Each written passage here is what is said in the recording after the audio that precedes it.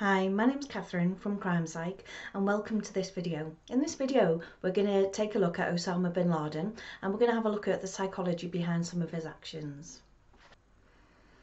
Osama Bin Laden was the leader of the al-Qaida terrorist group, and this group was allegedly behind the bombing of the Twin Towers in 2001. Al-Qaida is a militant Sunni Islamic multinational organisation which was founded in 1988. It's widely reported that Bin Laden was killed by US forces in Pakistan. Aubrey Immelman compiled a detailed report on Bin Laden's personality profile in 2002, and much of the information used in this psychological analysis is a summary of that report. The profile put together by Aubrey was based on information which is within the public domain. Osama Bin Laden was born in Saudi Arabia in 1957. He came from a very wealthy family. However, his father died when he was just 12 years old. Bin Laden was raised as a devout Sunni Muslim.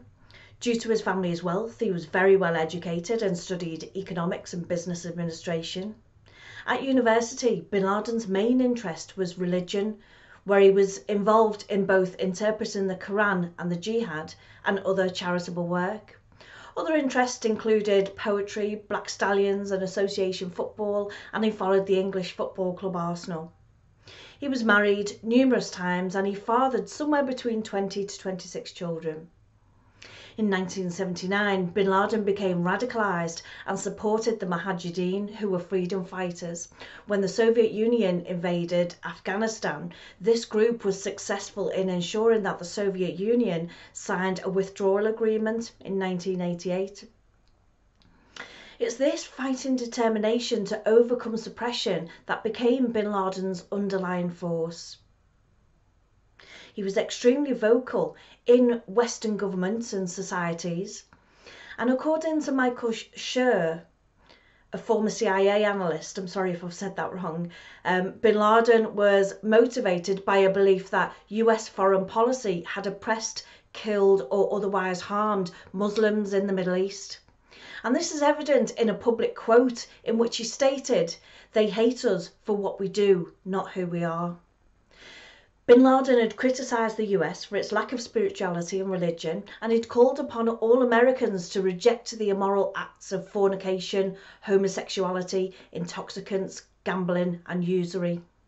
He called upon all Americans to convert to Islam, and Bin Laden believed that the Islamic world was in crisis and that a complete restoration of Sharia law would be the only way to set things right in the Muslim world.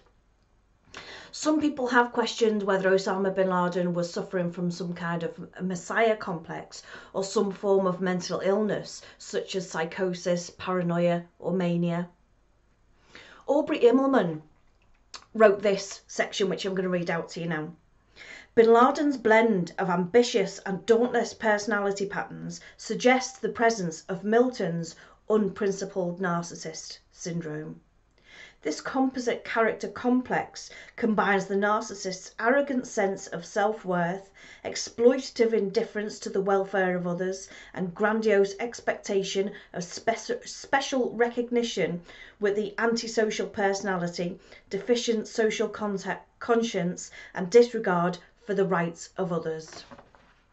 And in simple terms, what this means is that Bin Laden was a very arrogant individual.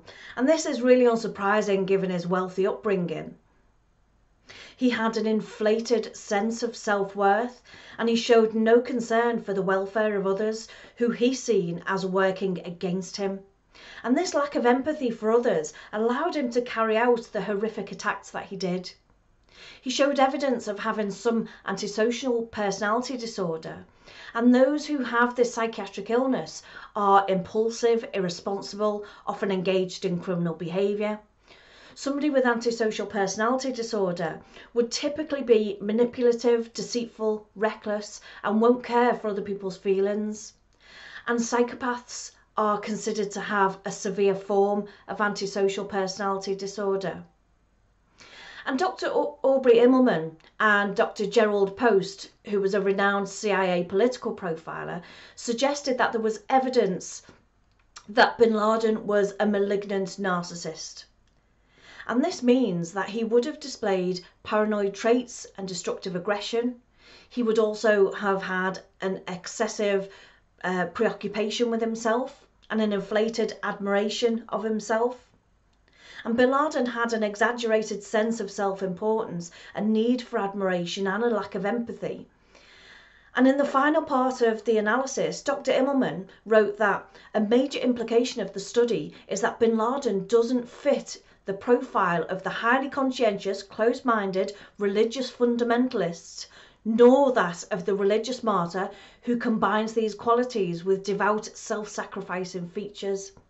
Rather, it suggests that Bin Laden is adept at exploiting the Islamic fundamentalism in the service of his own ambition and personal dreams of glory. And so what that means, in simple terms, is that leaders of cults and religion have been found to be highly conscientious and closed-minded, and they see the values and beliefs of their group as all important and are unwilling to accept others' point of view or belief. Other types of leaders have shown that they are willing to die for their cause or give something personal up or valuable in pursuit of the religious goals. However, according to Immelman, Bin Laden didn't reveal these qualities, and this infers that it's possible that Bin Laden was simply using Islamic ideals and beliefs as a vehicle so that he could gain a higher sense of respect and admiration among his community. He valued his own power and influence more than the ideals of Islam. Again, this is a reflection of his inflated sense of self-importance. As the head of the al-Qaida organisation, Bin Laden showed intense anger and resentment towards Western cultures. He believed that he was acting righteously and that individuals from the West were behaving immorally. Bin Laden wanted to fight against things like homosexuality, gambling, drinking, drug taking, and so on. Osama Bin Laden's experience throughout the whole of his life will have influenced his behaviour in one way or another. He would have developed his attitude, his opinions, and his beliefs based on a variety of experiences. And this combination of experiences led Bin Laden to feel justified in killing innocent people in pursuit of his own goals. His actions would have been reinforced by the people he surrounded himself with. His followers would have hailed him and praised his behaviour, propelling him to continue to do that. And it's not unusual for religious beliefs to be the basis for discrimination, fighting and conflict. In fact, within the religion of Islam, there are two denominations which are known as Sunni and Shia Muslims. There have been wars based entirely on religious beliefs, and it's clear that Bin Laden held some kind of messiah complex. He saw himself as an ambassador for his religion, and he sought to convert Western cultures to reform their sinful ways and live under Sharia law.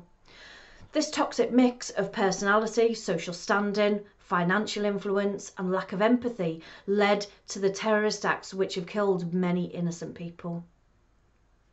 Certainly Bin Laden saw himself as some sort of messiah or a saviour of his own Muslim people and perhaps of even humanity. He placed himself in the position of acting as some kind of prophet or chosen one. He had a dedicated following that shared his views on Western culture and continued to act against it.